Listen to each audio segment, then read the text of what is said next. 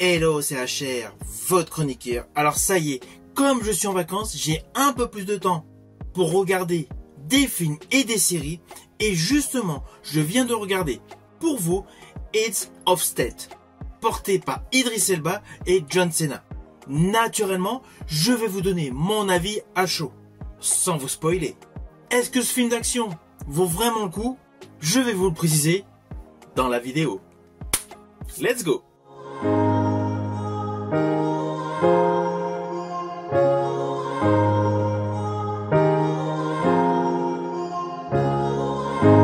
Alors tout d'abord, nous savons très bien que les films Prime Video, soit ils sont très bons, soit ils sont nazes. Dernièrement, j'ai été déçu par Shadow Force, porté par Omar Sy. Donc naturellement, j'étais un peu perplexe avant de me lancer dans cette aventure, le visionnage de Heads of State. Alors je ne vous cache pas que ce qui m'a principalement hypé est naturellement la présence de l'acteur Idris Elba. John Cena, c'est différent. Il a ses bons rôles, comme dans la saga des Fast and Furious, mais il a d'autres rôles, comme dans Bumblebee, qui sont un petit peu trop légers. Donc, John Cena n'est pas pour moi une référence pour voir un film sérieux. On sait qu'avec John Cena, c'est essentiellement du boom boom et de la rigolade. Alors postulat intéressant. Il y a certains films avec John Cena où c'est ce que je recherche, de l'amusement dans de l'action, donc j'y fonce. Mais là, avec Idris Elba, je m'attends naturellement à un film de qualité supérieure. Alors d'ailleurs, pour la petite histoire, ils ont tous les deux eu un lien avec la franchise des Fast and Furious. John Cena interprétant le frère du personnage interprété par Vin Diesel et Idris Elba interprétant un grand méchant dans le spin-off Hobbs & Shaw. C'était pour la petite histoire. Mais donc revenons à ce film Heads of State, qui a l'histoire suivante.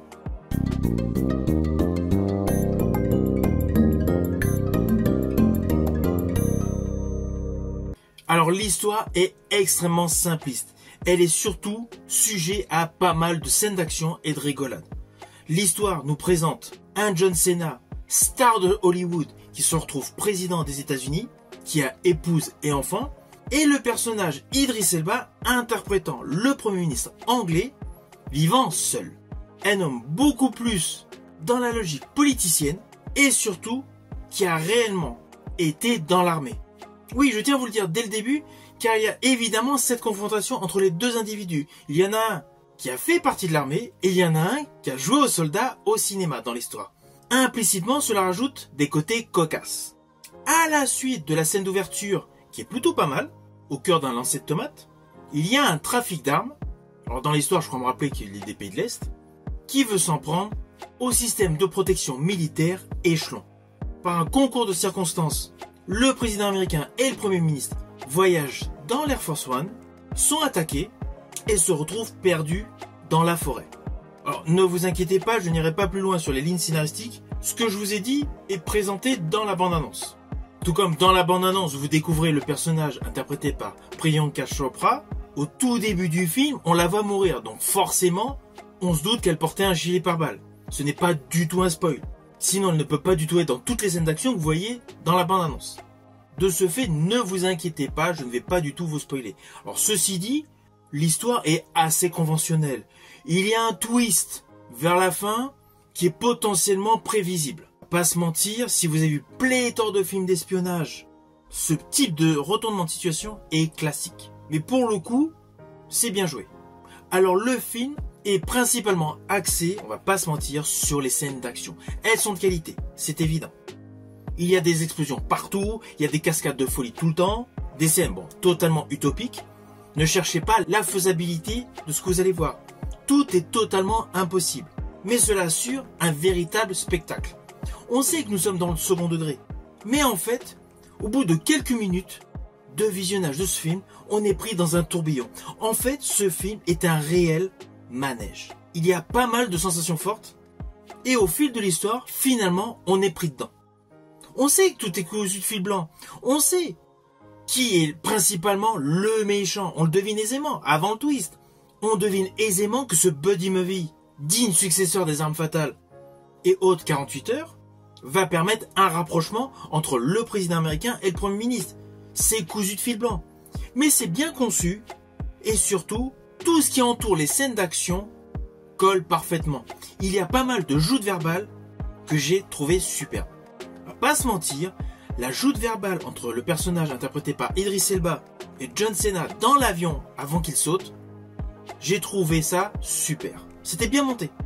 Tout était cohérent et ça collait vraiment avec les aspects physiques des deux protagonistes principaux. À cela s'ajoute le personnage féminin de Priyanka Chopra. D'ailleurs, petit clin d'œil à Guy, qui est fan inconditionnel de cette actrice. Son rôle dans ce film n'a rien à voir avec sa comédie romantique aux côtés de Céline Dion dans Love Again. Là, elle reprend un rôle digne de la série Citadel. La première série Citadel qui était pas mal.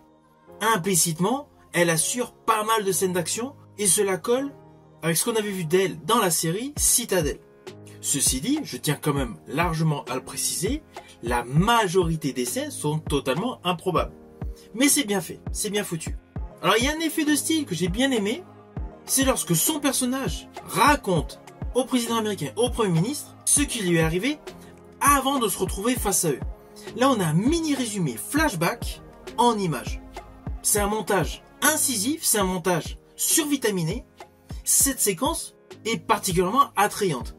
Il y a un deuxième cas dans le film où ils ont utilisé ce procédé, mais naturellement, je ne vous dirai pas pourquoi.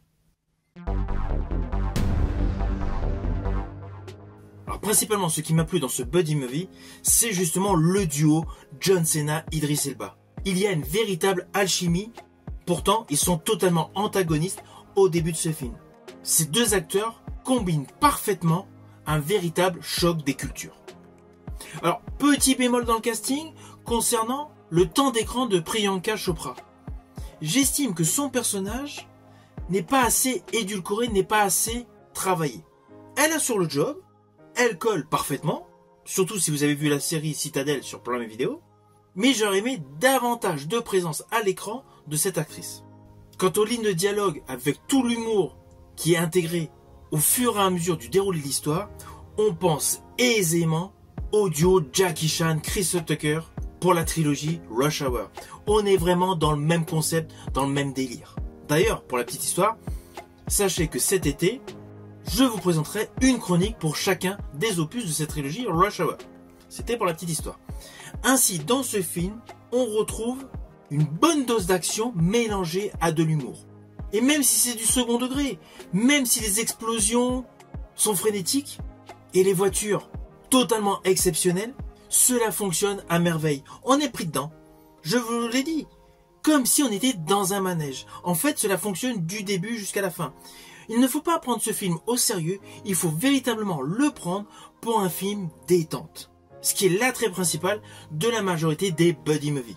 Alors oui, si vous préférez un buddy movie beaucoup plus sérieux, je vous invite à revoir Le Dernier Samaritain avec Wayans et Willis, ou tout simplement le premier opus de L'Arme Fatale avec Mel Gibson et Danny Glover.